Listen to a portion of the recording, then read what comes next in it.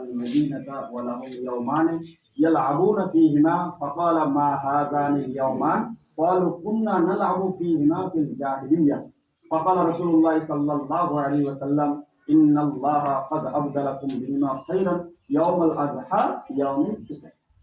হযরত আনাস রাদিয়াল্লাহু তাআলা আনহু বলেছেন আল্লাহ রাসূল সাল্লাল্লাহু আলাইহি ওয়াসাল্লাম একদিন আল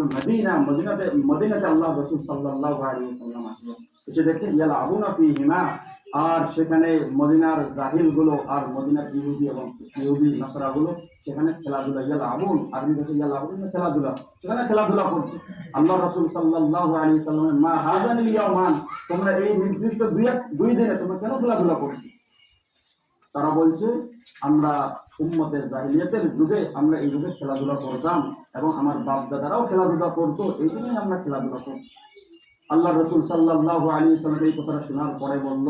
ইন্নাল্লাহা ক্বাদ আবদালাকুম বিহিমা খায়রান আল্লাহ পাক রব্বুল আলামিন এই দুইটা দিনের থেকে উত্তম দিন তোমাদেরকে দান করেছে সেই দুইটা দিন ইয়াউমুল আযহা আজকের দিন আর ইয়াউমুল ফিতর আর সেই দিন এই জন্য আল্লাহ পাক রব্বুল আলামিন এই কথাটা নিজেই বলেছে আমি উম্মতে মুহাম্মাদের জন্য দুইটা খুশির দিন আমি নিজেই দান করি বলেন সুবহানাল্লাহ আজকে আমরা এই দিনের মধ্যে চলে আসি কিন্তু আল্লাহ পাক রব্বুল আলামিন কি বলেন এই যে খুশির জন্য তোমাদেরকে কি দিলাম দুই রাকাত নামাজ দিলাম শুধু কুরবানি দিয়ে এখানে সীমাবদ্ধ হচ্ছে না কি দিল দুই রাকাত নামাজ দিল ঠিক তেমনি ভাবে আমাদের বাড়ি থেকে যখন কেউ বিদায় নিয়ে চলে যায় আমার আব্বা আমার আম্মা ভাই বোন বন্ধু আত্মীয় স্বজন আমার কাছ থেকে যখন চলে যায় তখন আমরা সুখে থাকি না দুঃখে থাকি বলে খুশি থাকি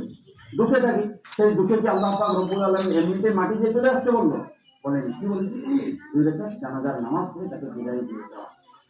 তাইলে আমরা কি বুঝতে পারছি এটাকে এখানে যদি আমাদের বিবেককে প্রশ্ন করা হয় তাহলে বিবেক কি বলবে সুখের মধ্যে দুই রাকাত নামাজ সুখের মধ্যে দুই রাকাত নামাজ তাহলে কি বোঝা যাচ্ছে এটা থেকে